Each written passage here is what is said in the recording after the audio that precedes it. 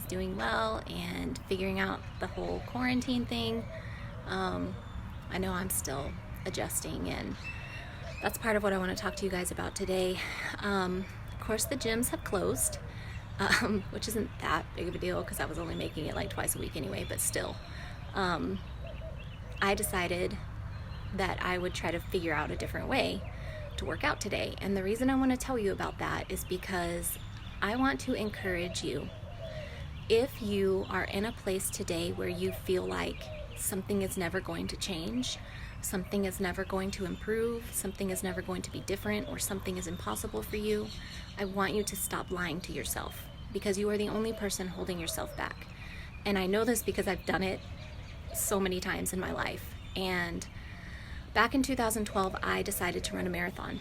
And I say it was kind of out of the blue, it was, but my main motive behind it was because I was using running and cardio as a way to outwork a bad diet so that I could eat whatever I wanted. Okay, if I just go run a lot, then I can eat whatever I want. Well, that was fine because I was 26 and young and I had no children and nothing else to do but go running and eat.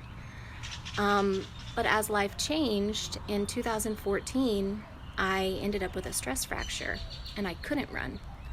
And what happened back then was I had been depending so much on exercise as my crutch that I totally freaked out. And I even have a memory, I wrote a blog about sitting at a table in Jason's Deli one night crying in public. Not some tears welled up, ugly crying in public because I didn't know what was going to happen, because I just knew that I was going to gain so much weight because I couldn't run. I think I had to wear a boot for 8 weeks or something. And so my husband at that time, he's a physical therapist. He's like a certified personal trainer thing. He wasn't CrossFit certified at that point, but he would be soon. And he's telling me, there's so many other ways you can work out, Lindsay. You can do this, you can do that. You can still go to the gym. And I was like, no, it's impossible. There's nothing I can do because I only like running.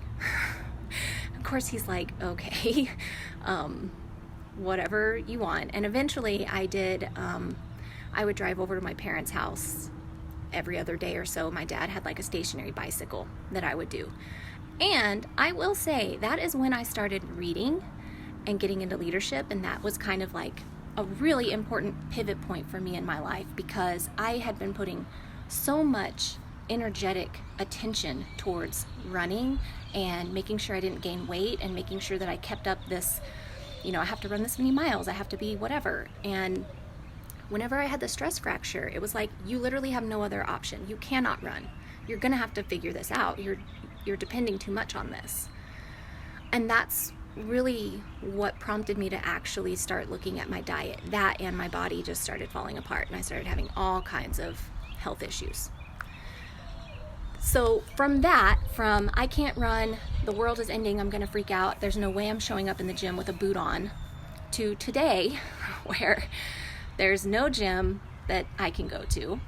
And so I'm like, all right, fine, I'm gonna run down to this playground that's near our house. And I wanted to go there because they have monkey bars. Well, it's all chained up. So I tried to squeeze through the gate, the chain, that didn't work. I almost got stuck. And I was like, crap. And there's other people around watching me do this, by the way. So then I'm like, fine, I'm gonna climb this chain link fence, because there was some teenagers on the other side. If they can climb it, so can I.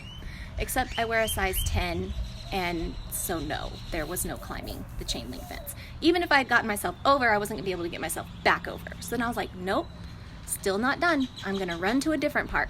And so I went to the other park and I made this little workout, and I did some things on the playground. I did some box jumps and things like that, and then ran home.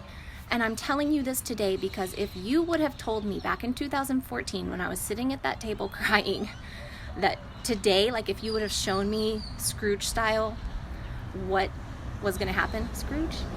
That's him, right? The Christmas past guy? Anyway, totally not the point. If you would have shown me, I would have been like, that's not me, I don't know that person, I have no idea.